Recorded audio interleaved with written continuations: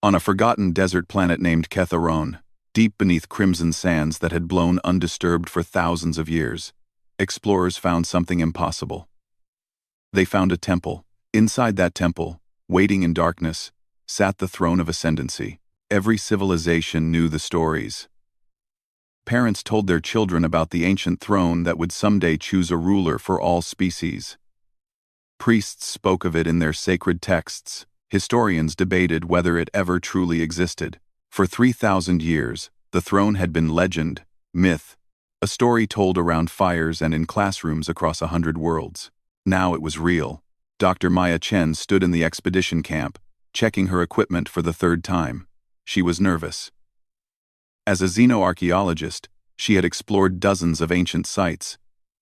But nothing compared to this. Around her, the camp buzzed with activity. Scientists from 20 different species worked together, setting up sensors and running tests. Security personnel patrolled the perimeter. News reporters from across the galaxy tried to get closer to the temple entrance. "Dr. Chen, are you ready?" asked Thexiel, her colleague from the Nexari species. The Nexari were unusual beings. Their consciousness existed across multiple bodies at once. Thexiel currently used 3 separate forms, each moving independently but sharing one mind. "As ready as I can be," Maya replied. She adjusted her scanner and checked her recording device. "This is the largest archaeological discovery in centuries. I still cannot believe I am part of this expedition. Your research on ancient power structures is why you were chosen," Thexiel reminded her. "The council wanted the best scholars, regardless of species. You earned your place here." Maya smiled at that. Humans were still relatively new to galactic society. They had only achieved faster than light travel 170 years ago. Most of the other species had been exploring space for millions of years. Sometimes Maya felt like a child sitting at a table of adults. But her alien colleagues always treated her with respect. "They are beginning the ceremony soon," Thexiel said. "We should go inside." The temple entrance loomed before them, carved from black stone that seemed to swallow light. Strange symbols covered the walls, glowing with soft blue energy. Maya reached out to touch one, then stopped herself. Better to observe first, analyze later. Inside, the temple opened into an enormous chamber. The ceiling stretched so high that Maya could not see the top. Even with her enhanced viewing equipment, massive pillars supported the structure, each one carved with images of beings she did not recognize. The artwork was beautiful but deliberately vague, showing figures of great size and power, without revealing specific details. At the center of the chamber sat the throne. Maya forgot to breathe. The throne was not made of any material she recognized. It looked like crystal, but crystal that moved. The structure flowed and shifted, maintaining its shape while somehow remaining liquid. Colors swirled through it constantly. Deep purple mixed with midnight blue. Gold flashed and disappeared. Silver threads ran through the entire structure like veins carrying light instead of blood. The throne radiated power. Maya felt it from 50 meters away. A pressure against her skin that made her feel small and insignificant. Every instinct told her to approach carefully, to show respect, to acknowledge that she stood before something far greater than herself. Hundreds of delegates from dozens of species formed a wide circle around the throne. Nobody stood too close. Everyone waited, watching, wondering what would happen next. High Commander Zelthak of the Varkothian Empire stepped forward first. The Varkothians were warriors, tall and powerful, with deep red skin and 4 muscular arms. Their species had conquered 17 star systems through strength and honor. Zelthak wore ceremonial armor that gleamed in the throne's light. "The throne recognizes strength," Zelthak announced. His voice echoed through the chamber like thunder. "My people have maintained peace through power for 5,000 years. We have protected the weak and defeated those who threaten order. We are worthy to lead." He approached the throne with confident steps. He performed a warrior's salute, placing all 4 fists against his chest. He spoke words in his ancient language, offering his service and declaring his intent to rule justly. The throne did nothing. It simply continued to glow, beautiful, and silent, and completely unresponsive. Zelthak waited for a long moment, then stepped back. His expression showed nothing. But Maya noticed his hands had formed tight fists. Elder Morateth approached next. The Kelvorian seer moved slowly, her small body bent with age. The Kelvorians were ancient, one of the oldest species in the galaxy. They claimed their race had existed for 12 million years, witnessing the birth and death of countless civilizations. Power without wisdom leads to destruction, Morateth said, her voice quiet but carrying clearly through the chamber. The throne does not seek strength, it seeks understanding. My people have watched galaxies turn. We have learned patience and foresight. We know what leadership truly requires. She raised her thin arms and began to chant in a language older than most species present. Energy swirled around her, visible to some, invisible to others. She touched the air near the throne, not quite making physical contact, and offered her consciousness as a bridge. The throne remained unchanged. It neither accepted nor rejected her. It simply existed, waiting. One by one, representatives from other species made their attempts. The Dreth Collective presented complex mathematical proofs of their democratic efficiency. The Whisper Worlds offered spiritual enlightenment through meditation. The crystalline communion sang harmonic frequencies meant to resonate with the throne's energy. Each attempt failed. The throne acknowledged no one. Maya watched from the back of the chamber, taking careful notes. She found the entire process fascinating from a cultural perspective. Each species approached the throne according to their own values. Warriors offered strength. Scholars offered wisdom. Democratic societies offered fairness. Religious groups offered faith. But what was the throne actually looking for? That was the real question. She moved closer, trying to get better scanner readings without disturbing the ceremonies. The throne's energy patterns were unlike anything in her database. The readings showed both technological and biological markers. Was it alive? Was it a machine? Perhaps it was both, or neither, or something humans had no words to describe. Maya noticed something else. The throne was moving. Not obviously, but microscopically. Tiny adjustments in the crystalline structure. Small shifts in position. It reminded her of the way living things breathe, or the way plants turn toward sunlight. She made detailed notes on her datapad. Nobody else seemed to notice these small movements. They were all focused on the larger drama, the declarations and rituals and political implications. 2 hours passed. More representatives made attempts. The throne rejected them all through simple inaction. Frustration grew in the chamber. Delegates began arguing with each other. Some accused others of interfering with the selection process. Others suggested the throne was broken, or that the legends were wrong. Maya continued her observations. The throne's energy was actually increasing, not decreasing. Whatever was happening, the artifact was becoming more active, not less. It was responding to something, even if the delegates could not see it. Then the throne began to glow brighter. At first, the change was subtle. Just a slight increase in luminosity that might have been imagination. But the glow continued to intensify. The colors shifted, becoming brighter and more vibrant. Gold and white began to dominate the color pattern. Every voice in the chamber fell silent. All eyes turned toward the ancient artifact. The throne started to rotate. It moved slowly, deliberately, turning on its base without making any sound. The crystalline structure flowed as it turned, maintaining perfect balance. It rotated 90 degrees, then continued turning. Nobody spoke, nobody moved. Everyone simply watched as the throne repositioned itself. It completed a full rotation and stopped. It now faced a completely different direction than before. It faced directly toward Maya Chen. Maya looked up from her datapad, suddenly aware that hundreds of beings were staring at her.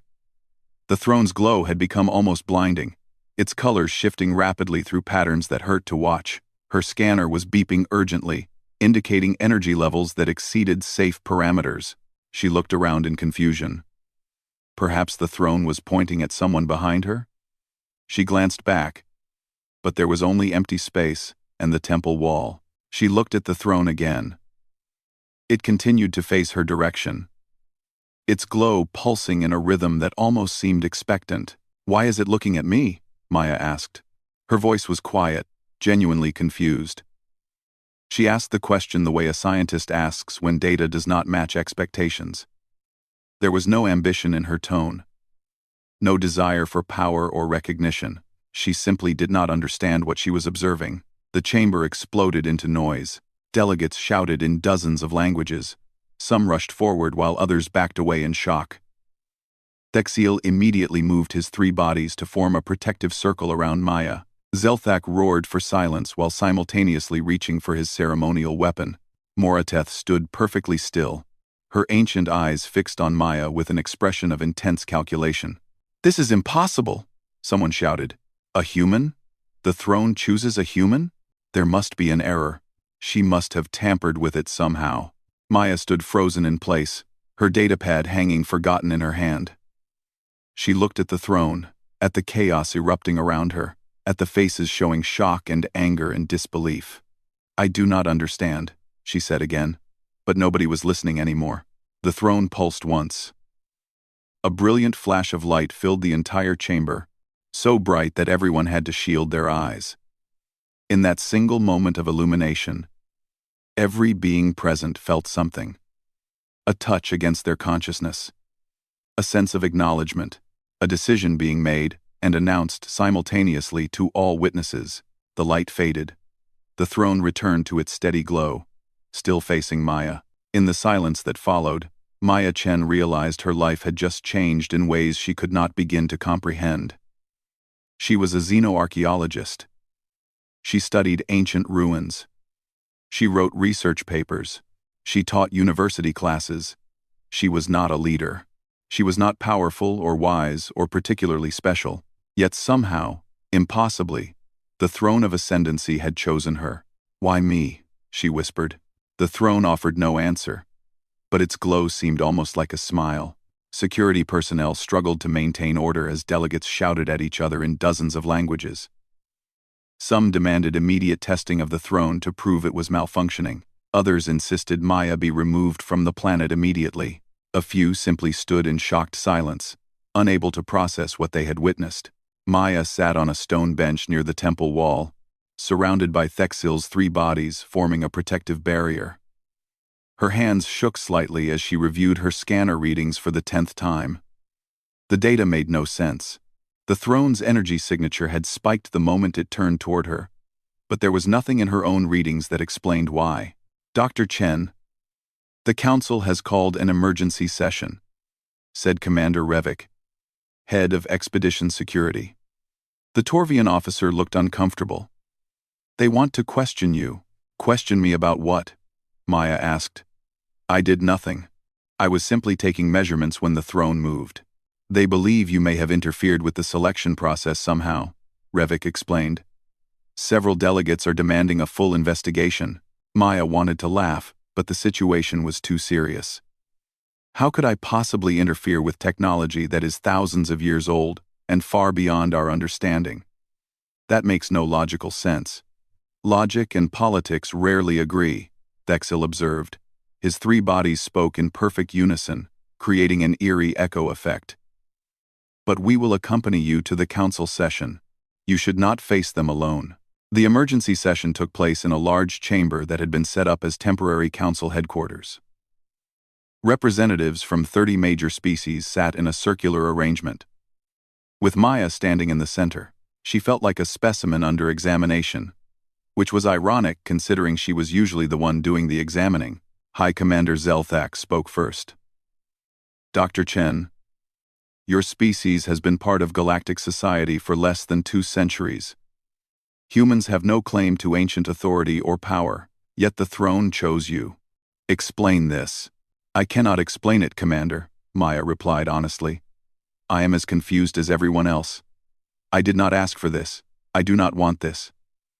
I am a scientist, not a ruler." "Perhaps that is exactly the problem," said Elder Morateth. The Kelvorian seer leaned forward in her seat. "The throne may be malfunctioning.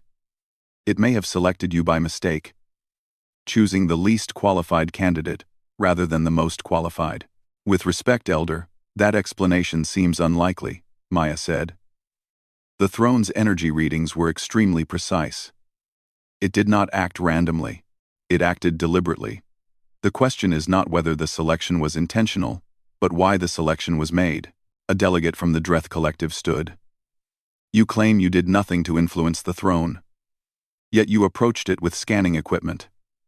Perhaps your devices interfered with its selection process. Maya shook her head. My scanner is a passive device. It receives energy signatures but does not emit any signal that could affect other technology. Also, dozens of other researchers used similar equipment during the ceremony. The throne ignored all of them. Then what makes you different? Demanded a Whisper World representative.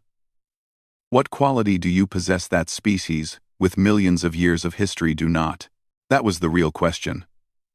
Maya had been asking herself the same thing since the moment the throne turned toward her. What could she possibly offer that older, wiser, stronger species could not? I honestly do not know, Maya admitted, but I would like permission to study the throne further. Perhaps if we understand how it makes selections, we can understand why it made this particular choice. The council debated for hours. Some delegates wanted Maya removed from the expedition entirely. Others wanted her placed under constant observation. A smaller group, led by Thexil and surprisingly supported by Zelthak, argued that Maya should be allowed to continue her research. If the throne truly chose her, then preventing her from studying it may anger the artifact, Zelthak pointed out. We do not understand this technology. We should not risk offending it through ignorance. Eventually, the council reached a compromise. Maya would be allowed to study the throne, but only under supervision. She would undergo extensive medical and psychological testing, and if she showed any signs of trying to claim the throne's power for herself or for humanity, she would be immediately arrested. Maya agreed to these terms. She had nothing to hide, and she genuinely wanted to understand what was happening. The medical tests began the next morning. Kelvorian doctors examined her biology in detail, searching for genetic markers that might explain the throne's choice. They found nothing unusual. Maya was completely ordinary for a human, with no hidden abilities or special traits. Psychological evaluations followed. Experts analyzed her personality, her decision-making patterns, her emotional responses. They found her to be intelligent and curious, but not exceptional compared to other researchers in her field. She showed no signs of unusual ambition or desire for power. If anything, she seemed uncomfortable with attention and preferred solitary research work. The tests show nothing that would explain the selection. The chief medical officer reported to the council. Dr. Chen is, by all measurements, an average representative of her species. Then the throne made an error, insisted Morateth. No artifact is perfect, no matter how ancient. But Thexil disagreed. Perhaps we are asking the wrong questions. We have been testing Dr. Chen to find what makes her special. But what if the throne does not seek someone special? What if it seeks something else entirely? That comment made Maya think. She requested permission to return to the temple chamber alone, which the council reluctantly granted, as long as security personnel remained present. Maya stood before the throne again, but this time she approached it differently. She did not perform rituals or make declarations. She simply observed, the way she would observe any archaeological artifact. You are old, she said quietly, speaking to the throne as if it could understand her. You have existed for thousands of years. You have watched civilizations rise and fall. What have you learned in all that time? The throne's glow pulsed slightly, as if responding to her voice. Everyone who approached you came with certainty, Maya continued. They were certain of their strength, their wisdom, their right to rule. But certainty can be dangerous. Certainty stops people from asking questions. It stops them from learning. Another pulse of light, stronger this time. Maya stepped closer. I am not certain about anything. I do not know why you chose me. I do not know if I am capable of whatever task you have in mind. I am not even certain that you should choose anyone at all. Maybe that is what you need. Not someone with all the answers, but someone willing to ask questions.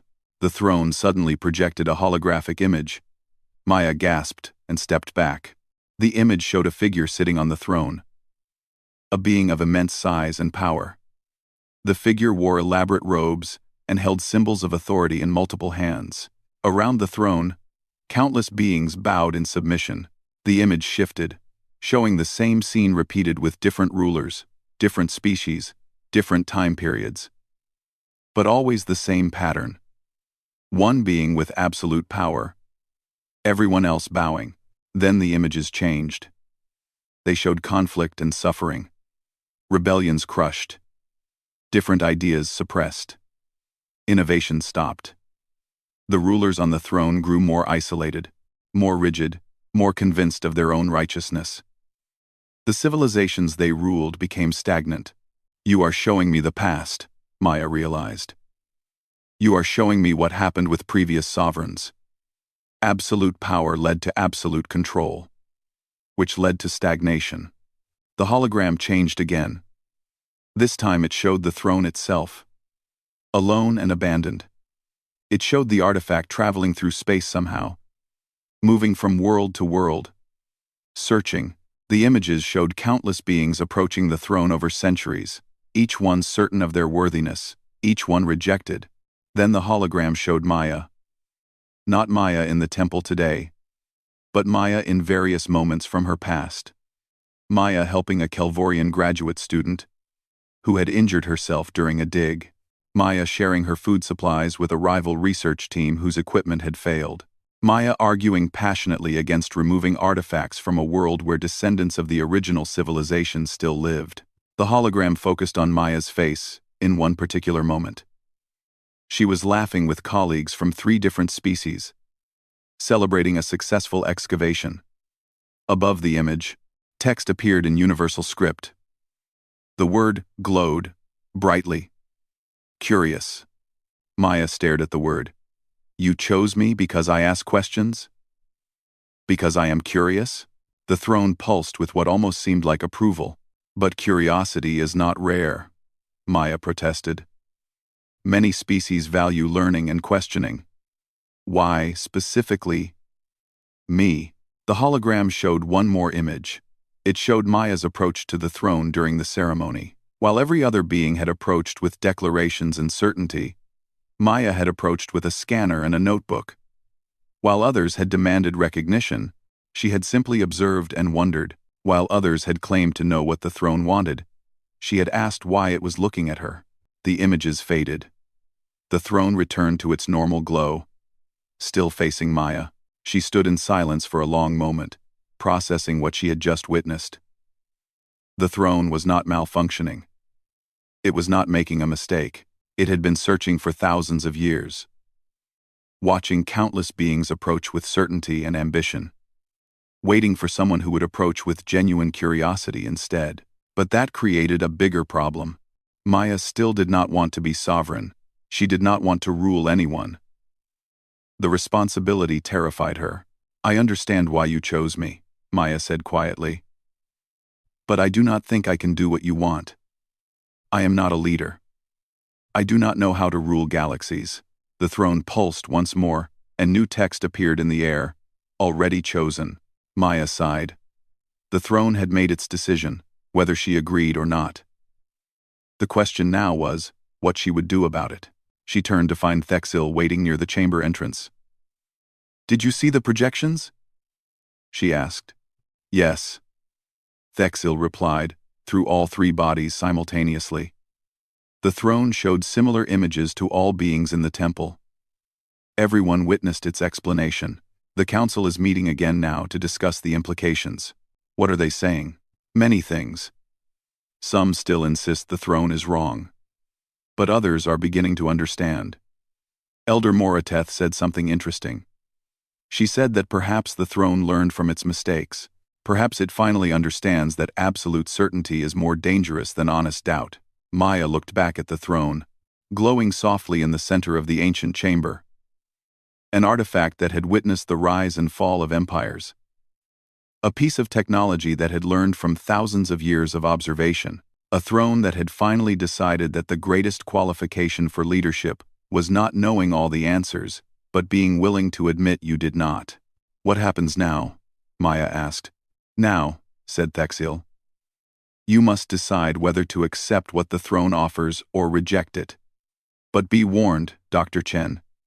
If you reject the throne, the council will fracture. Multiple species will go to war over who deserves it. Your choice affects more than just yourself. Quote, Maya closed her eyes. She had come to this planet to study ancient artifacts, and now she was caught in a situation that could determine the future of galactic civilization. I need time to think, she said finally. Take what time you need, Thexil replied. But know that the galaxy is watching. And waiting. She lay in her quarters at the expedition camp, staring at the ceiling while her mind raced through impossible scenarios. Outside, the twin moons of Ketharon cast strange shadows across the desert landscape. Inside, Maya wrestled with the most difficult decision of her life. The throne had chosen her. That much was clear. But what did that choice actually mean? What was she supposed to do with it? At dawn, she gave up on sleep and went for a walk through the camp. The desert air was cool before the suns rose, and she found the quiet comforting. She passed rows of temporary shelters where researchers from dozens of species slept. Everyone here had come to witness history, but nobody had expected history to take this particular turn. You are awake early, said a deep voice behind her. Maya turned to find High Commander Zelthak standing near one of the equipment tents. The massive Varkothian warrior looked different without his ceremonial armor. He wore simple robes, and his 4 arms hung relaxed at his sides. I could not sleep, Maya admitted. Too many thoughts. I understand, Zelthak said. He gestured toward a large boulder at the edge of camp. May I speak with you? They sat together on the stone, an unlikely pair watching the horizon lighten with approaching sunrise. For several minutes, neither spoke. Finally, Zelthak broke the silence. I was angry when the throne chose you. My people have fought for 5,000 years to maintain order in our region of space. We believe strength and honor are the foundations of good leadership. When the throne rejected me and chose a human scholar, I felt insulted. Maya said nothing, letting him continue. But I watched the throne's projections, Zelthak said. I saw what happened to previous sovereigns. I saw how absolute power led to absolute rigidity. Even the strongest warriors became blind to new ideas when they possessed total authority. The throne showed me something I did not want to see. It showed me that certainty can be a weakness. He turned to look at Maya. You approached the throne with questions, not answers. You doubted yourself, where I was certain of myself. Perhaps that is what true leadership requires, not the strength to enforce your will, but the wisdom to question whether your will is correct. I am not wise either, Maya said quietly. I am just someone who does not understand enough to be certain about anything. That may be the same thing, Zelthak replied. My species has a saying. The warrior who knows he can lose fights more carefully than the warrior who believes he cannot lose. You know you do not have all the answers. That knowledge may make you more careful with power than someone who believes they do. He stood, his 4 arms performing a formal Varkothian salute. I came to tell you this. If you accept the throne, you will have enemies. Many species will resist a human sovereign, but you will also have allies. My warriors will stand with you, not because we believe you are the strongest, but because we believe the throne chose wisely. Zelthak walked away, leaving Maya alone with her thoughts and the rising suns. Later that morning, Maya received an unexpected visitor. Elder Morateth requested a private meeting in the temple chamber. Maya agreed. Curious about what the ancient Kelvorian wanted to discuss, Morateth waited beside the throne, her small form dwarfed by the massive artifact. Despite her physical frailty, her presence commanded respect. She had lived for over 3,000 years, witnessing events that most species only read about in history books. Dr. Chen, please sit with me, Morateth said, gesturing to the floor near the throne. They sat together in the ancient chamber, and for a while, Morateth simply studied Maya with her deep, Knowing eyes. I have been alive a very long time, the elder finally said. I have watched civilizations rise and fall. I have seen brilliant leaders and terrible tyrants. Do you know what I have learned in all those centuries? What? Maya asked. That the best leaders are those who do not want to lead, Morateth said. Those who seek power usually desire it for the wrong reasons. But those who have power thrust upon them, who accept it reluctantly out of duty rather than ambition. They often make the wisest choices. She gestured toward the throne. This artifact was created in an age when beings believed absolute power could bring perfect order. My people remember those times. We watched the sovereigns rule with complete authority, believing their certainty was strength. But perfect order is death, Dr. Chen. It is stagnation. Life requires change, growth, adaptation. Those things only happen when beings are willing to question the established order. But I do not want to rule, Maya said. I have research grants waiting for me. I have a family on Earth. I have a life I enjoy. Why should I give up everything I love because an ancient artifact made a decision I did not ask for? You should not, Morateth replied simply. If you do not want this burden, refuse it. Walk away. Return to your research and your family. Nobody can force you to accept. Maya felt relief wash over her at those words. Then, Morateth continued, but know this. If you refuse, the throne will likely remain unclaimed. The council will fracture as different factions argue over who deserves it. Some species will attempt to seize it by force. Others will destroy it rather than let rivals claim it. The peace we have maintained for centuries will shatter. Billions may die in the wars that follow. The relief vanished, replaced by crushing weight. That is not fair, Maya whispered. You are saying I must choose between my happiness and galactic peace. How is that a choice at all? It is not fair, Morateth agreed. Leadership never is. But fairness is less important than responsibility. The throne chose you. Whether you accept that choice or not, the consequences of your decision will affect countless lives. That is the burden the throne has placed on you. The elder stood slowly, her ancient joints protesting the movement. I spent 2 days meditating on the throne's choice. I looked into possible futures, as my people can sometimes do. The futures where you refuse the throne are dark and filled with conflict.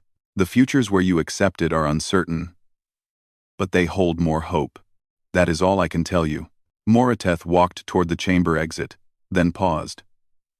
The throne was created by beings who believed in absolute answers, but it has learned, across thousands of years, that questions are more valuable than certainty. You embody that principle, Dr. Chen. That is why it chose you.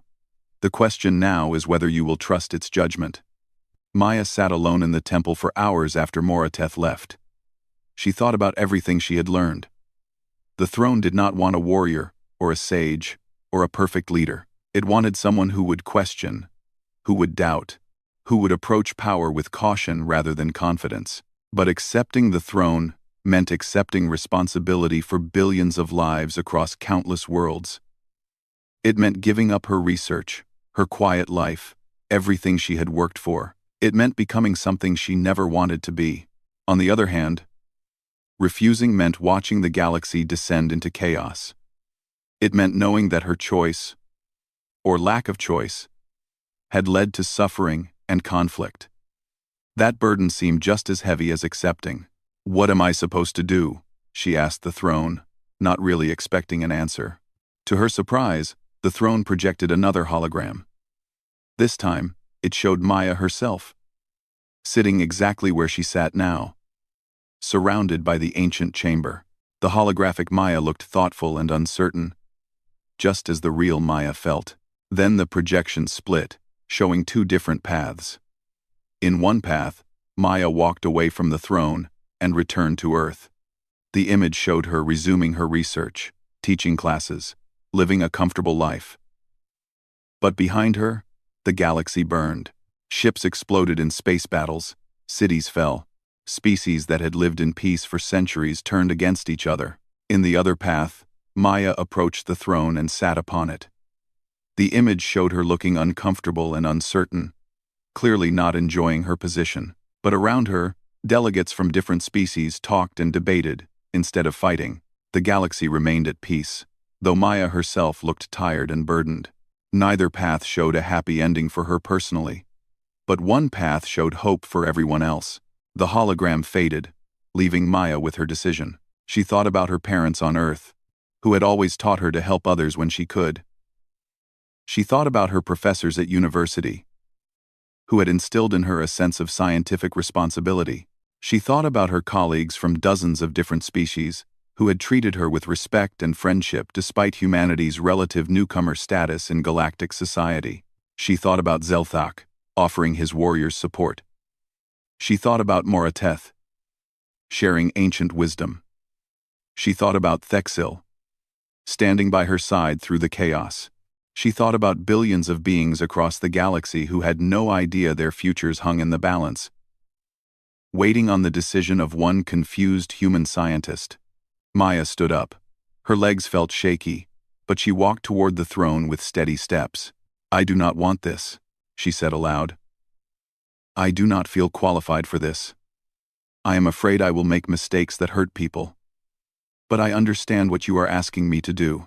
You are asking me to accept responsibility not because I want it, but because someone must, and you believe I will handle it better than those who actually desire power." She stopped in front of the throne. The crystalline structure pulsed with soft light. "Waiting. I have conditions," Maya said firmly. "If I accept this, I do not do it alone. I will need advisors from multiple species. I will need people who will question my decisions and point out my mistakes. I will need the freedom to admit when I am wrong and change course. Can you accept that?" The throne pulsed brightly, almost enthusiastically. Text appeared in the air. "Yes." Maya took a deep breath. Her hands trembled slightly, but her voice remained steady. "Then I accept. Not because I want to rule, but because I want to prevent war. Not because I have all the answers, but because I am willing to keep asking questions. I accept the throne's choice, and I will do my best to be worthy of it." She sat down on the throne. The moment she made contact with the crystalline surface, everything changed. Energy flowed through her, not painful but overwhelming. She felt connected to something vast and ancient, a consciousness that had watched civilizations for millennia. She sensed the throne's purpose, its long search for someone who would use power wisely rather than absolutely. Light filled the chamber, visible even outside the temple. Across the expedition camp, every being stopped what they were doing and turned toward the temple. They all felt it. A sense of acknowledgement, of completion, of something fundamental shifting in the galaxy. Maya Chen, xenoarchaeologist from Earth, had accepted the throne of ascendancy, and nothing would ever be the same. The reaction was immediate and explosive. Some species celebrated, seeing humans as neutral mediators who had no old grudges or territorial ambitions. Others protested violently, refusing to accept a sovereign from such a young civilization. Within 2 days, 3 governments officially declared they would not recognize Maya's authority. Within a week, 2 minor conflicts erupted in distant sectors between species who disagreed about the throne's choice. Maya watched the reports from her temporary quarters, feeling sick to her stomach. She had accepted the throne to prevent war, but her acceptance seemed to be causing exactly what she had hoped to avoid. "This is my fault," she said to Thexil, who had become her unofficial advisor. "I made things worse." "No," Thexil replied through his 3 bodies. "These conflicts existed before you accepted the throne. The throne's choice simply brought hidden tensions to the surface. Now at least we can address them openly rather than pretending they do not exist." A loud commotion outside interrupted their conversation. Maya heard shouting, the sound of equipment being thrown, and security personnel trying to restore order. "What is happening?" Maya asked, moving toward the door. "Wait, Thex," Il warned, but Maya was already outside. A crowd had gathered near the expedition headquarters. At the center stood a Varkothian warrior, but not one of Zelthak's honor guard. This warrior wore different armor, marked with symbols Maya did not recognize. He held a ceremonial blade in 2 hands while his other 2 arms gestured angrily at the security personnel trying to calm him. "Where is the false sovereign?" the warrior shouted. "Where is the human who dares claim authority over species far greater than her own?" "I am here," Maya said, stepping forward before anyone could stop her. Her voice was calmer than she felt. The warrior turned to face her, his eyes burning with anger. "I am Kethrak, warrior of the Crimson Blade clan. My people reject your claim to the throne. We demand trial by combat. If you are truly worthy, prove it with strength." Maya's heart pounded, but she kept her expression neutral. "I am not a warrior, Kethrak. I cannot fight you. And we both know you would defeat me easily." "What would that prove?" "It would prove you are weak and unworthy," Kethrak replied. "Or it would prove that strength is not the only measure of worthiness," Maya countered. "The throne did not choose me because I am the strongest. It chose me for different reasons. If you want to challenge me in a way that tests those reasons." Kethrak seemed confused by this response. He had clearly expected Maya to either fight or flee. "What kind of challenge do you propose?" Maya thought quickly. "You said I am unworthy because I am not strong like your people. But I say true strength includes knowing when not to fight. I propose we sit together and talk. If you can convince me through words that I am unworthy, I will immediately step down from the throne. If I can convince you through words that the throne chose wisely, you will return to your clan and tell them to give me a chance to prove myself. Do you accept?" The crowd fell silent. Every being present understood the significance of what Maya was proposing. Among the Varkothians, refusing a formal challenge was considered deeply dishonorable. Kethrak could not reject her offer without shaming himself. "I accept," Kethrak said slowly. "We will have our battle of words." They sat together in a large tent, with witnesses from multiple species present to observe. Kethrak spoke first, as was proper for the challenger. "My people have maintained order through strength for 5,000 years, Kethrak began. "When conflicts arise, we settle them through combat. The strong survive and lead. The weak serve or perish. This system has worked for millennia. You are weak physically. You cannot enforce your decisions through power. Therefore, you cannot lead effectively. This is my argument." Maya listened carefully before responding. "Your system works for your people because you all share the same values about strength and honor. But the galaxy contains thousands of species with different values. Some prize wisdom over strength, others value cooperation over competition. A few even prefer peace over all forms of conflict. If the sovereign rules only through physical strength, then half the galaxy will never truly accept that leadership. Is that effective rule?" Kethrak considered this. "But without strength, how do you enforce decisions? If species simply ignore your commands, what authority do you actually possess?" "That is an excellent question," Maya admitted. "And I do not have a complete answer yet. But I think true authority comes not from the ability to force obedience, but from the ability to convince others that your decisions are wise. If I make choices that benefit the majority of species, they will follow me willingly. If I make poor choices, they should challenge me and demand better solutions." "You admit you might make mistakes?" Kethrak asked, surprised.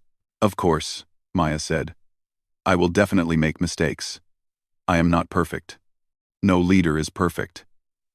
The question is whether I can learn from my mistakes and adjust my approach, or whether I will stubbornly insist I am always right." They talked for 6 hours. Kethrak challenged every aspect of Maya's philosophy on leadership. He questioned her lack of military experience, her youth compared to elder species, her species' limited understanding of galactic politics. Maya answered each challenge honestly, never pretending to know more than she did, never claiming abilities she did not possess. But she also challenged Kethrak's assumptions. She asked him to consider whether strength alone could solve complex political problems. She questioned whether warriors always made the best peacetime leaders. She pointed out examples from Varkothian history, where rigid adherence to tradition had caused unnecessary suffering. As the hours passed, something changed in Kethrak's demeanor. The anger faded from his eyes. replaced by thoughtful consideration. He began asking genuine questions instead of hostile challenges. He listened to Maya's responses with increasing respect. Finally, as the twin suns began to set outside the tent, Kethrak spoke again. "I came here believing you were a weak pretender who had somehow tricked the throne into choosing you," he said. "But I have fought you with words for 6 hours, and you have not broken. You have not claimed false strength. You have not pretended to be something you are not. You fight with honesty and doubt the way I fight with blade and honor. Perhaps that is a different kind of strength." He stood and performed a formal Varkothian salute, all 4 fists pressed against his chest. "I will return to my clan and tell them what I have learned here. I will tell them that the throne chose someone who questions rather than commands, who listens rather than dictates. Whether they accept this, I cannot promise. But I accept it. You have won our battle, Sovereign Chen." Maya stood as well, feeling exhausted but relieved. "Thank you for challenging me, Kethrak. Your questions helped me understand my own position better. I hope you will continue to challenge me in the future when you believe I am making mistakes." Kethrak nodded and left the tent. The witnesses dispersed, speaking quietly among themselves about what they had observed. Thexil approached Maya once they were alone. "That was remarkable. You turned a potential enemy into an ally through nothing but conversation." "I got lucky," Maya said. Kethrak was willing to listen. "Not everyone will be so open-minded." "Perhaps not," Thexil agreed. "But word of this exchange will spread. Other species will hear that you defeated a Varkothian warrior through debate, that you admitted your weaknesses openly but did not let them define you. These stories will help build your authority in ways that demonstrations of force never could." Over the following weeks, Maya threw herself into understanding her new role. She met with representatives from dozens of species, asking each one about their concerns and needs. She studied galactic history, learning about past conflicts and how they had been resolved. She worked with advisors to develop frameworks for making decisions that considered multiple perspectives, but she also faced serious opposition. The 3 governments that had initially rejected her authority began actively working to undermine her position. They spread propaganda claiming humans were manipulating the throne through technology. They encouraged other species to ignore any decisions Maya made. They even suggested violence might be necessary to correct the throne's supposed error. One night, Maya received an urgent communication. Someone had attempted to destroy the throne itself.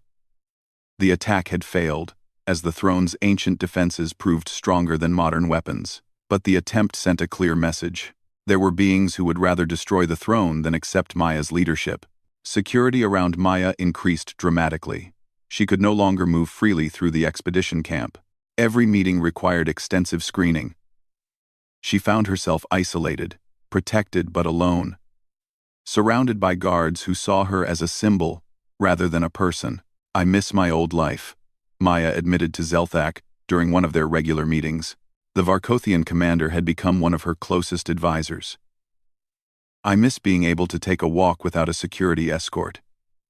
I miss studying artifacts without political implications. I miss being nobody important." "The burden you carry is heavy," Zelthak acknowledged, "but you carry it well.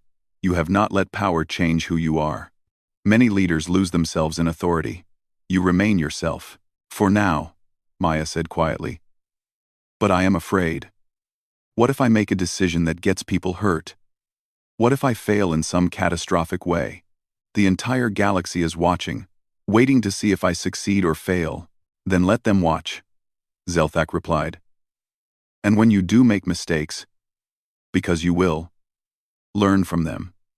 That is all any leader can do. The throne chose you not because you are perfect, but because you understand you are not perfect. Hold on to that understanding, and you will do well." Despite the challenges, Maya began to see small successes. Species that had initially rejected her started sending diplomatic messages asking about her plans. The council agreed to give her a formal hearing where she could present her vision for galactic governance. Even some of her harshest critics admitted grudgingly that she seemed genuine in her intentions. But the opposition also grew more organized. The 3 dissenting governments formed an alliance, calling themselves the Coalition for Traditional Authority. They declared that they would establish an alternative governing body that did not recognize the throne's choice. Maya knew a confrontation was coming. The galaxy could not remain divided forever. Eventually, she would need to prove that her vision of leadership could work, or the throne's authority would be completely undermined. She stood before the throne late one night, alone except for distant security guards. "I hope you know what you are doing," she told the ancient artifact. "Because I certainly do not." The throne pulsed with soft light, its colors swirling in patterns that almost seemed reassuring. Maya placed her hand on the crystalline surface, feeling the connection she had experienced when she first sat upon it. Through that connection, she sensed something she had not noticed before. The throne was not just watching her. It was learning from her, adjusting to her presence, adapting to her approach to leadership. Perhaps that was the point. Perhaps the throne did not choose leaders who already knew how to rule. Perhaps it chose leaders who could grow and change, who could learn from experience and adapt to new situations. "Then I will keep learning," Maya promised. "And I will keep questioning. And I will do my best to be worthy of your choice." Tomorrow, she would address the full Galactic Council. Tomorrow, she would present her vision for a new kind of leadership. Tomorrow, the real test would begin. But tonight, she was just Maya Chen, a scientist from Earth who had somehow been chosen to change the galaxy, and she was determined not to fail. Representatives from over 200 species gathered in the largest meeting chamber ever constructed on Ketharon. The temporary structure had been built specifically for this event, with seating arrangements that accommodated beings of vastly different sizes and environmental needs. Some delegates breathed oxygen, others required methane atmospheres, and a few existed as pure energy. Technology allowed them all to communicate despite these differences. At the center of the chamber sat the throne of ascendancy. Workers had carefully transported it from the ancient temple. Though some whispered the throne had moved itself, it glowed softly, casting light across the assembled crowd. Maya stood before the throne, wearing simple, formal clothing, rather than elaborate ceremonial robes. She had refused all suggestions to dress in ways that emphasized power or authority. She wanted to be seen as herself, not as some grand figure she pretended to be. "Assembled delegates," Maya began, her voice amplified through the chamber's communication systems. "Thank you for coming. I know many of you traveled great distances to be here. I know many of you have doubts about me and about the throne's choice. I understand those doubts because I share them." A murmur ran through the crowd. Leaders rarely admitted uncertainty, especially in formal settings. "For weeks, I have struggled with a question," Maya continued. "The throne chose me, but what does that choice actually mean? What am I supposed to do? How am I supposed to lead species that have existed for millions of years, when my own species barely achieved space travel 2 centuries ago?" She paused, looking around the vast chamber. "I have met with many of you individually. I have asked questions and listened to your concerns, and through those conversations, I realized something important. The throne did not choose me to rule over you. It chose me to ask a question you have all been avoiding for thousands of years." The chamber fell completely silent. Every being present focused their attention on Maya. "The question is this," Maya said clearly. "Why do we need a sovereign at all?" Shocked reactions erupted immediately. Delegates shouted in multiple languages. Some stood from their seats in protest. Others leaned forward with sudden interest. The Coalition for Traditional Authority demanded she be removed immediately for questioning the very foundation of galactic governance. Maya raised her hands, asking for quiet. Eventually, the chamber settled enough for her to continue. "Please, let me explain," Maya said. "The throne was created thousands of years ago, by beings who believed absolute power could bring perfect order, one supreme leader making all decisions for everyone. And for a time, that system worked. Previous sovereigns maintained peace through their authority." She gestured toward the throne. "But the throne itself has shown me what happened over time. Those sovereigns, no matter how wise they started, eventually became rigid and isolated. They stopped listening to new ideas because they believed they already knew best. Their certainty became stagnation. Progress stopped. Innovation died. And eventually, Their civilizations collapsed under the weight of inflexible rule. Elder Morateth stood from her seat. "Are you suggesting we abandon the throne entirely?" "No," Maya replied. "I am suggesting we transform what the throne represents. I accept the position of sovereign, but only on the condition that this is the last sovereign, in the traditional sense. I accept it only so I can change it into something better." "What do you propose instead?" asked Zelthok, who sat among the Varkothian delegation. Maya took a deep breath. This was the moment everything would be decided. "I propose we restructure galactic governance completely. Instead of one being making all decisions, we create a true collaborative council. Every species gets representation proportional to their population and contribution to galactic society. Major decisions require consensus building rather than single authority. The throne itself transforms from a seat of power into a repository of collective wisdom, a tool to help us make better decisions together, rather than a symbol of one being's dominance." The chamber erupted again, but this time with more thoughtful debate rather than simple outrage. Delegates turned to each other, discussing the proposal in urgent tones. "This is unprecedented," said a representative from the Dreth Collective. "How would such a system even function? Decision-making would take forever if we need consensus from hundreds of species. It would be slower than single authority." "Yes," Maya admitted. "But faster decisions are not always better decisions. How many conflicts have started because one leader made a quick choice without considering all perspectives? How many problems could have been prevented if more voices had been heard before action was taken?" "But what about emergencies?" challenged a Whisper World delegate. "What about situations requiring immediate response?" "For emergencies, we establish clear protocols in advance," Maya explained. "We identify situations where rapid response is necessary and designate temporary authority to appropriate specialists. A military crisis goes to military experts. A medical emergency goes to health specialists. We plan ahead instead of concentrating all power in one position." Thexil stood, his three bodies speaking in perfect unison. "The Nexari Collective has analyzed this proposal extensively. We believe it could work, but it requires something difficult. It requires every species to trust that their voice will be heard and respected. It requires giving up the fantasy of absolute control in exchange for genuine cooperation. Many will find that trade difficult to accept." "That is true," Maya agreed. "This system only works if we all commit to it. If species refuse to participate in good faith, if some try to dominate others through manipulation instead of force, then the system fails." But the old system was already failing. That is why the throne spent thousands of years searching for someone who would question it, rather than claim it. She walked closer to the throne and placed her hand on its crystalline surface. "The throne has learned across millennia of observation. It understands now that perfect order is death. Life requires change, adaptation, growth. Those things only happen when beings ask questions and challenge assumptions. The throne chose me because I embody that principle.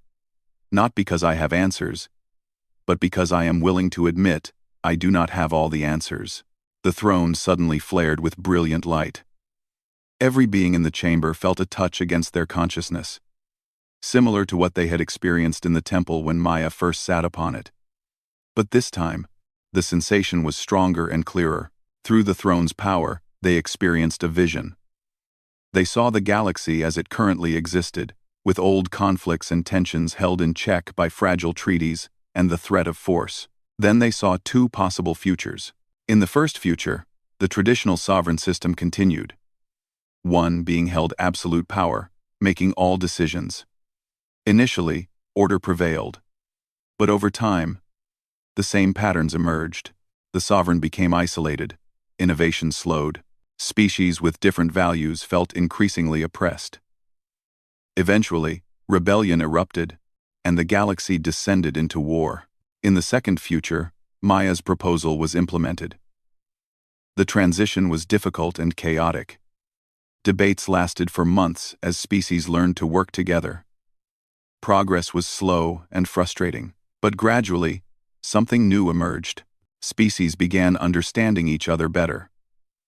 Cooperation replaced competition. Problems were solved through collaboration, rather than authority. The galaxy became messier, but also more vibrant, more innovative, more alive. Neither future was perfect. Both contained challenges and difficulties. But one future ended in stagnation and war, while the other offered hope and growth. The vision faded, leaving the delegates in thoughtful silence. Finally, Elder Moriteth spoke. The throne has made its position clear. It supports Sovereign Chen's proposal. The question now is whether we will accept this radical transformation or cling to the old ways. I vote to support the proposal, Zelthak announced, standing. My people value strength and honor, but I have learned through my conversations with Sovereign Chen that true strength includes knowing when to share power rather than hoard it. True honor includes admitting when old methods no longer serve us well.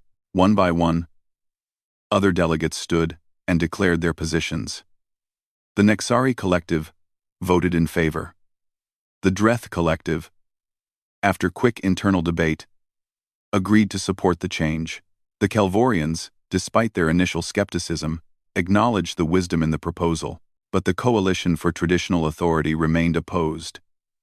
Their leader, a being named Kormath, from an ancient species called the Eternal Dynasty, stood and spoke with cold authority. This is foolishness, Kormath declared. You would throw away thousands of years of tradition because one human asks pretty questions? You would trust democracy and cooperation when history proves that strong central authority maintains order? We of the Coalition will never accept this change. We will establish our own governing structure and refuse to participate in this experiment. Maya looked at Kormath calmly. That is your right. I cannot force you to participate. But I ask you to consider something. Your species has existed for 8 million years. In all that time, how much has your civilization truly changed? How much have you grown and adapted? Kormath's expression showed offense.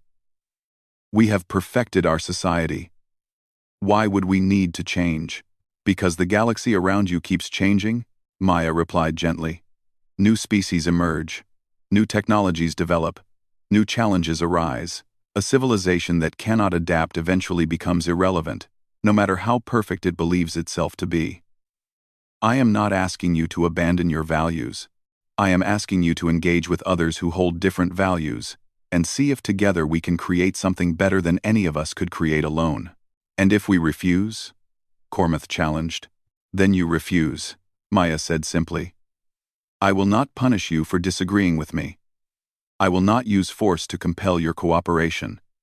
That would defeat the entire purpose of what I am trying to build. But I hope, over time, you will see the benefits of participation and choose to join us. Kormath stared at Maya for a long moment, clearly surprised by her response. Most leaders would have threatened consequences for refusing authority.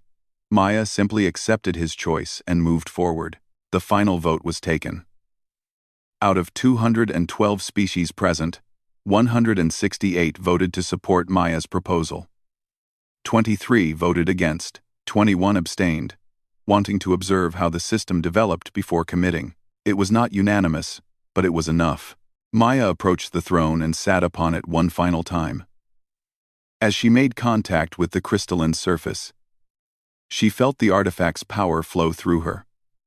But this time, she directed that power toward a specific purpose. I accept the position of sovereign, Maya declared formally. And I use the authority granted by this position to transform it completely. The throne will no longer be a seat of absolute power.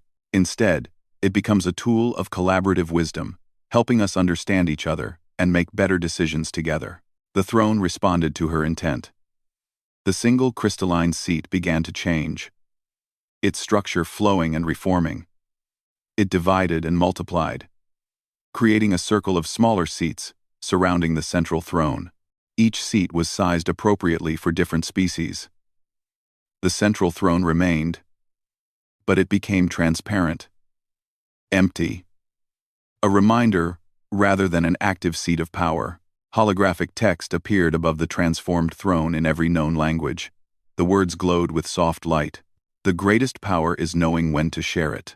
The chamber erupted in a mixture of celebration and continued debate. Some delegates cheered, while others argued about implementation details. But everyone understood they had just witnessed something historic. The galaxy's governance structure had fundamentally changed in the span of one assembly. 6 months later, Maya stood in what had become the permanent council chamber on Ketharon. The transformed throne sat at the center, surrounded by representatives from species across the galaxy. Debates were ongoing about resource allocation in a disputed sector. 3 different species presented their positions, each receiving equal time and consideration. Maya served as one voice among many now, helping facilitate discussion but not dictating outcomes.